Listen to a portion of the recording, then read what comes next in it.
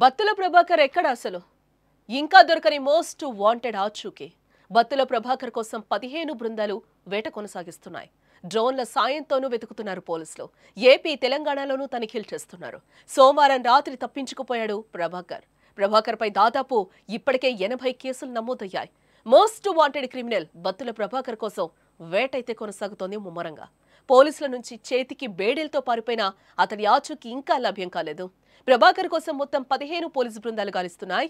రాజమండ్రి పరిసరాల ప్రాంతాల్లో తీవ్రంగా గాలిస్తున్నారు పోలీసులు. కానీ ఇప్పటి వరకు కూడా బత్తుల ప్రభాకర్ ఎక్కడున్నాడు అని కనుక్కోలేకపోతున్నారు పోలీసులు.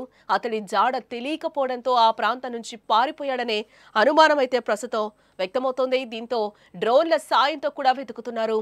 ఏలూరు, కృష్ణా, ఎన్టీఆర్, కాకినాడ, కోనసీమ జిల్లాల్లో గాలిస్తున్నారు. అటు తెలంగాణకు పోలీసుల బృందాలను పంపించారు. ప్రభాకర్ సన్నిహితులు, స్నేహితులను విచారిస్తున్నారు. అతను పరారైన రోజు హైవేపై ఉన్న వాహనాలు మరియు సీసీ ఫుటేజ్లను అయితే పోలీసులు పరిశీలిస్తున్నట్లుగా మనకైతే సమాచారం అందుతోంది. చిత్తూరు జిల్లాకు చెందిన బత్తుల ప్రభాకర్ మీద తెలుగు రాష్ట్రాల్లో సుమారుగా 42 కేసులు నమోదయ్యాయి. ఇక తమిళనాడు, కర్ణాటక, కేరళ రాష్ట్రాల్లోనూ మనోడిపై 44 కేసులున్నాయి. 7 నెలల క్రితం ప్రిజం పబ్ లో పోలీసులు పట్టుకున్నారు. ఆ సమయంలో కూడా వారిపై కాల్పులు జరిపి పారిపోవడానికి ప్రయత్నించినా అతను అదుపులోకి తీసుకున్నారు. తర్వాత వివిధ కేసుల్లో కోర్టు రిమాండ్ విధించడంతో రాజమండ్రి సెంట్రల్ జైల్లో శిక్షణ అయితే అనుభవిస్తున్నాడు. అయితే బత్తుల ప్రభాకర్ తో పాటుగా మరో 2 గంజాయి నిందితులను పోలీసులు సోమవారం ఉదయం విజయవాడ కోర్టుకైతే తీసుకెళ్లారు. కోర్టులో హాజరుపరిచిన అనంతరం సోమవారం రాత్రి తిరిగి తీసుకొస్తూ ఉండగా తూర్పుగోదావరి జిల్లా దేవరపల్లి మండలంలోని దుద్దుకూరు వద్ద బత్తుల ప్రభాకర్ తప్పించుకొని పారిపోయాడు. బత్తుల ప్రభాకర్ తో పాటుగా మరో 2 నిందితులను ఓ ఎస్ఐ, 2 ఎస్కాట్ సిబ్బంది తరలిస్తున్న సమయంలోనే బత్తుల ప్రభాకర్ తప్పించుకొని పారిపోయాడు. 2 నిందితుల చేతులకు సంకెళ్లు వేసిన పోలీసులు బత్తుల ప్రభాకర్ 2 చేతులకు కలిపి సంకెళ్లు వేసినట్లుగా తెలిసిందే. అయితే దుద్దుకూరులో రహదారి పక్కన ఉన్న హోటల్ వద్ద వాహనం ఆపారు. ఈ సమయంలోనే మూత్రం వస్తుందని బత్తుల ప్రభాకర్ పోలీసులకు చెప్పాడు.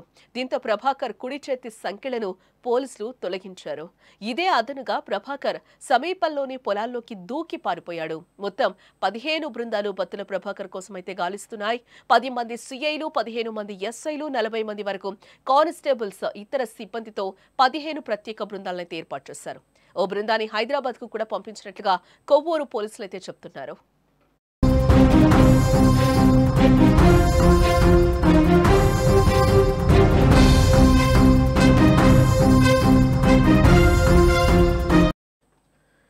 పది చోరీల్లోనే 3 కోట్లు దోపిడీ చేశాడు.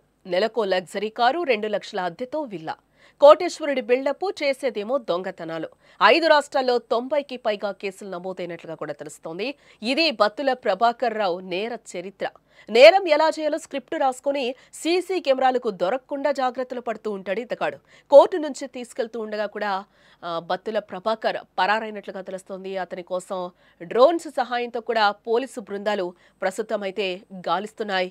ఆడి, బెంజ్, BMW వంటి లగ్జరీ కార్లను నెలకొకటి మారుస్తాడు. నెలకు 2 లక్షల అద్దె చెల్లిస్తూ విలాసవంతమైన విలాల్లో ఉంటాడు. కోటేశ్వరుడా బిల్డప్ ఇస్తాడు. కానీ అతను దొంగ. మామూలు దొంగ కాదు. 3,000తో మొదలుపెట్టి 3 కోట్ల వరకు దోచిన ఘరానా దొంగ. పేరు బత్తుల ప్రభాకర్ అలియాస్ బోతా ప్రభాకర్ అలియాస్ రాహుల్ రెడ్డి. ఇలా రకరకాల పేర్లతో తిరుగుతూ ఉంటాడు. చిత్తూరు జిల్లా సోమల మండలం ఇరికిపెంటకు చెందిన ఈ 35 ఏళ్ల ప్రభాకర్ రావు ప్రస్తుతం హైదరాబాద్లోని ఓ గేటెడ్ కమ్యూనిటీ విల్లాలో ఉంటున్నాడు.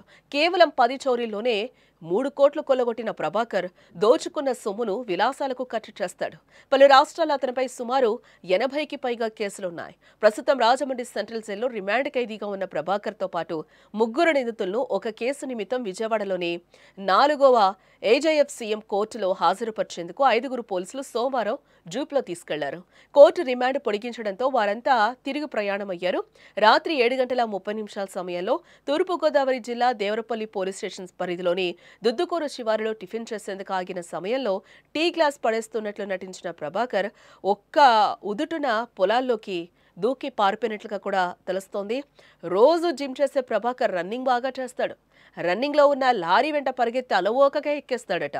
దీంతో అతడు దుద్దుకూరు చిట్యాల జాతీయ రహదారిలో ఏదైనా వాహనం ఎక్కి పరారై ఉంటాడని పోలీసులు అయితే ప్రస్తుతం అనుమానిస్తున్నారు. పట్టుకోవడానికి 15 మంది చొప్పున 3 ప్రత్యేక బృందాలు అయితే ఏర్పాటు చేశారు. సీసీ ఫుటేజ్లను కూడా జల్లెడ పడుతున్నారు. ఈ గజ దొంగ ఆచూకీ తెలియచేసినా పట్టుకున్నా కూడా 50,000 రూపాయలు నగదు బహుమతి అందజేస్తామని కూడా కొవ్వూరు డీఎస్పీ దేవకుమార్ మంగళవారం ప్రకటించడం జరిగింది.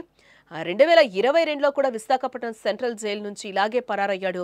నిందితుడి చరిత్ర తెలిసినా పోలీసులు ఇంత నిర్లక్ష్యంగా వ్యవహరించడంపై విమర్శలు కూడా వెలువెత్తుతున్నాయి. చోరీల ద్వారా 33 కోట్లు సంపాదించి ఆ తర్వాత గోవాలో సెటిల్ అవ్వాలని కూడా నిర్ణయించుకున్నాడు. నేరం చేదలుచుకున్న చోటును 1 నుంచి 3 నెలల పాటు పరిశీలిస్తాడు. పక్కా లెక్కలతో దొంగతనం చేస్తాడు.